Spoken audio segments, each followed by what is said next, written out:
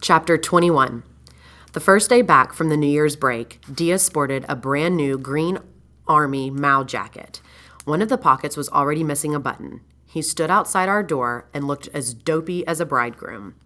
"Hey, Happy New Year, and how in the world did you make that girl marry you?"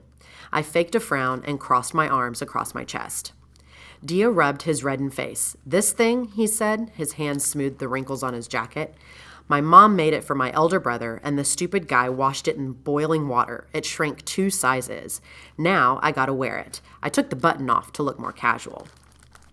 We chose the narrow path between 2 green wheat fields still wet from the melting frost. The morning sun gleamed through the fog. The trees, road, and endless fields looked like an impressionist painting. Fuzzy. "I feel ashamed walking beside you, you know," Dia suddenly said. "Why?" "I heard that you locked yourself up in your room and banged your head against the wall studying, and that you didn't even take New Year's Day off. You didn't, did you, you son of a gun?" "That was pure rumor. I had a great time this holiday." "Not true. I have my source." "I wouldn't rely on it entirely," I teased him. "Wait." Dia ran in front of me. "I heard something you might want to hear." "What?" "About your friends." "What about them?" "You haven't heard anything?" "No, I haven't heard from them since they skipped town on New Year's." "Don't pull my leg," Dia stopped me in the middle of the narrow road. His small eyes radiated sincerity. "I swear to Buddha," I said, "tell me what you heard." "Okay, here's a clue. Money." "Money? What money are you talking about?" My heart sank. Even Dia knew about their fortune. "You sure you don't know anything about this?" "Okay, the rumor out there is that Shang stole 1,000 yuan from the commune shoe factory his father runs. That's why he's been hiding out with his friends." The news hit me like a fist. Shang, a thief, on the run? I called the glee on my friends' face on New Year's Day. They had been so full of joy. That 1,000 yuan had to have been money that they won honestly. Shang wouldn't steal. My swore friends wouldn't lie to me about where they had gotten that fortune. It hadn't been in their eyes. There had been no fear. It was money that had come from bravery and their ability to take a calculated risk at the gambling table. "You don't believe me, do you?" Dia asked. "No, I don't. They told me a different story." "What? They told you about the money?" I realized my slip of the tongue. "Forget it, Dia.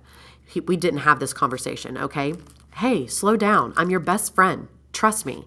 The commune is investigating the whole thing now, and they can't prove whether Shang really has the money that he was accused of stealing." Holy shit. I could have given the truth away. I was glad I was only talking to Dia, someone in whom I could confide my darkest secrets. "What else did you hear?" "That he stole the money to gamble, but that there's another rumor that the shoe factory's 1,000 yuan might have been stolen by its bookkeeper or someone from the inside. Someone knew that Shang was in possession of fortune and framed him. He was easy pickings. You know he hangs around the shoe factory and is good friends with the treasurer?" My heart sank lower. There was a scheme out there to frame and ruin Shang and his friends, and possibly me. "Did you hear anything about me being involved in any way?" "No. Everyone knows you're a born-again good guy who was recently honored with the Young Communist League title in school. You've been making quite a name as being the top contender for college." "How does your small village know so much about the things happening here?" "My neighbor, the Baldy. Remember? I told you about him. He's the head of the commune's militia command. He was drunk last night, boasting to my dad. I got the whole scoop. He's heading the investigation." "What's he doing now?" "Nothing concerning you," he told me. "Relax." I had never felt so relieved. I prayed a quiet thank you to Buddha that I hadn't followed them into the fields to gamble on New Year's Day. I could easily have been implicated. Buddha had been watching over me. A dark shadow clouded my mood. My friends were in trouble. I could do something about it, but I didn't have a clue what. I truly believed that they had gone to Poutine and cleaned Yi's colleagues out. They were self-made rich men, unjustly put on a short list of suspects. It would have been easy. They were social outcasts. Someone had probably known about their money, swiped the cash from the shoe factory, and laid the crime on them just in time to get away clean. The whole town would believe it was Shang, of course. It was the holidays, gambling time, and he just happened to be back up in town on the day the crime occurred. He probably went to see his dad at work, and someone saw him and heard about the money that they had won in Poutine. Bingo. What better motive? What better timing? Inside the school, the head walked by us with his nose up in the air. He sported a new jacket as well as a new hat for his formidable pat. He hurried by, sneering and ignoring us as if we were a couple of stinking bugs he didn't mind stepping on and grinding to death. That guy annoys the heck out of me, I said to Dia. My feeling exactly. Watch this. Dia cleared his throat and shouted, "Hey, head, there's bird droppings on your new hat." The head stopped without turning around. He knew where the voice came from. He thought for a second, then took off his new wool hat and checked the top quickly. "Oops, I lied," Dia laughed. "You little rat," the head said angrily. He rolled up his sleeves and walked up to Dia, who stood his ground. I inserted myself between them and said, "There's no reason to get angry here. Dia just wanted to see your head. That's all. It's a joke. Can't you take a joke, big boy?" "I can take a joke, but not from you two losers," the head gritted his teeth. "Hey, watch your mouth." I felt like shaking the guy. From the corner of my eye, I saw Dia reaching into his bag, ready to do some serious damage to the self-proclaimed top intellectual of Yellowstone High. I quickly put my hand on his arm. "Why are you wasting your time in school?" the head said. "You guys belong in the fields. There's no future for you two in school." "Says who? You?" I stepped closer. "Says everyone. Haven't you heard? Liberal arts is just a dumping ground for waste like you guys. Don't think a few good scores will get you into college. No way."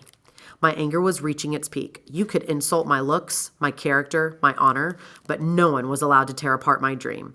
I pulled back my arm, ready to shove my fist down his throat. This time, Dia dragged me back.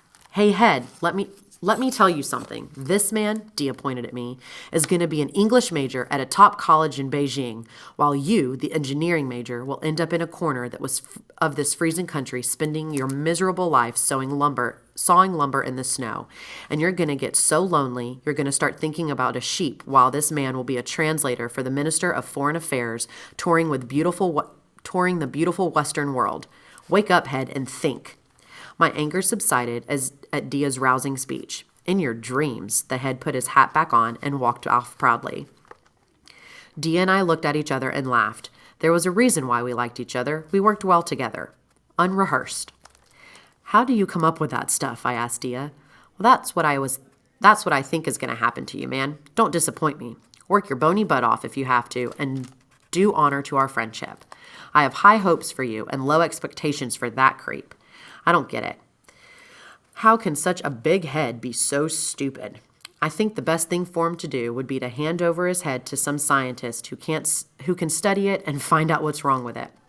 This would be his biggest contribution to science." We had another good laugh. The classroom was half full when I came in.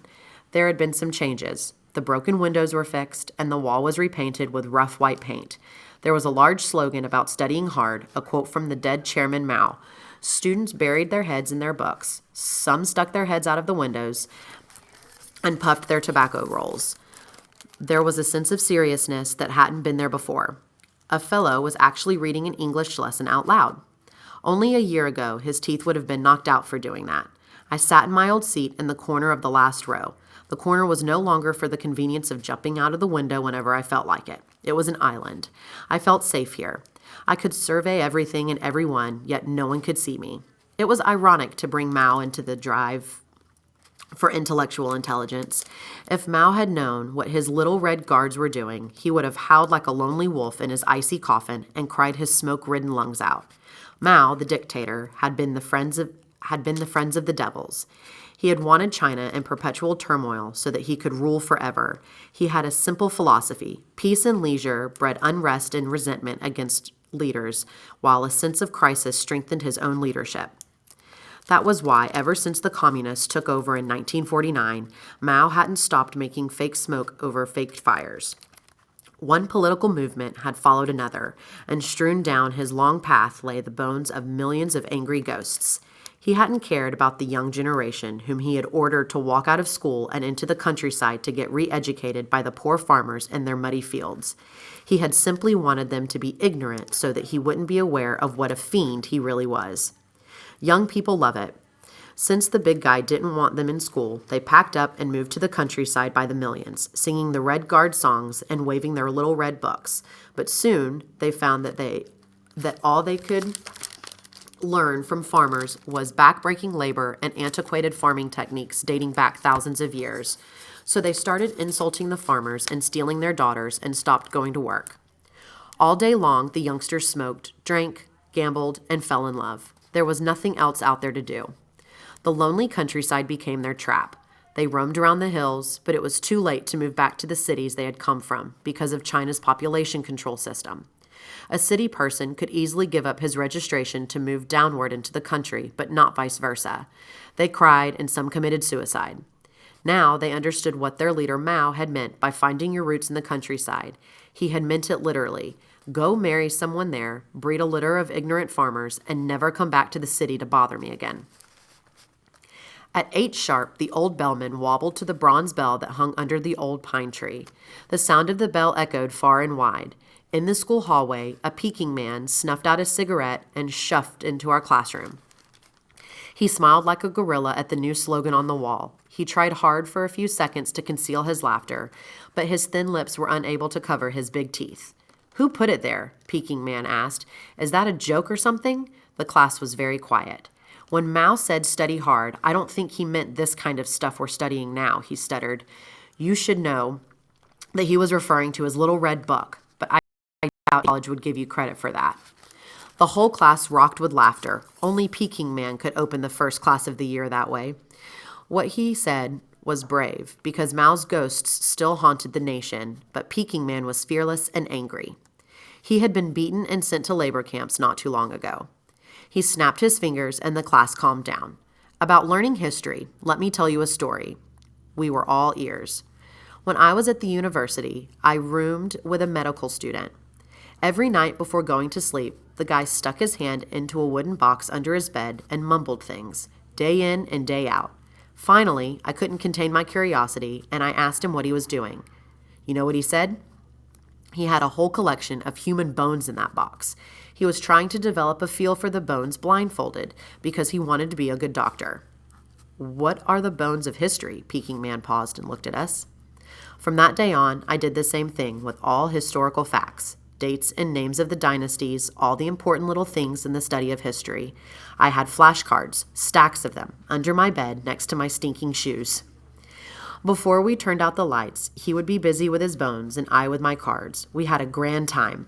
We both graduated with honors. Peking man didn't ask us to do the same thing. He simply inspired and challenged us to follow in his footsteps. He was the perfect teacher for us to follow.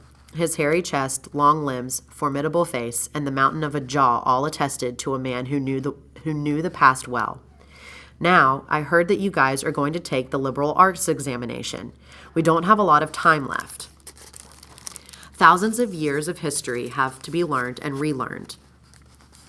I am here to guide you, but you have to do the rowing. Do you have any special requests before I begin? How many questions did you guess right on the last national history examination? One boy asked. My question exactly. I would say I guessed all of them, because I taught them all. No, I meant in the final days, when you gave your cram session, the boy persisted. Oh, that. 3 out of the 5 essay questions I gave my last graduating class the exact answers 2 days before the test. I considered it my gift to them. The smart ones went home and committed them to memory, and they came out of the test smiling from ear to ear. Another point driven home. Thou shalt heed my words. Peking man had the mentality of a god, and we were brought down on our knees in the presence of his achievement. But, he said, my guessing is just a bonus. Sometimes I guess correctly, other times I don't. You need to go home and chew up this thick volume. He waved his textbook as if it were scripture. Digest this and make it become part of you. Every word in here, every fact is a building block to your dream of a college degree. Young people like you belong there. His eye swept across me, and my heart warmed up 10 degrees. Remember, for the next few months, you have to sleep, eat, walk, and talk with these books. And you students who are behind, you had better dream about them as well. During the winter holiday, I had finished my history studies. They included Chinese ancient history, world history, and the stupid history of the Communist Party. The subjects were contained in a thick volume of 1,000 pages. In the beginning, I had been stunned by how many dynasties China had. The names of all the emperors and their successors piled up like endless waves of the Dongjing River. Gradually, I developed a method of study. I arranged the dynasties into a series of charts, a family tree, and gave them funny names, like those I used to give my dogs, chickens, and ducks. I carried the charts with me all the times and reviewed them again and again, even when I went to the bathroom. Every minute was put to good use in my schedule.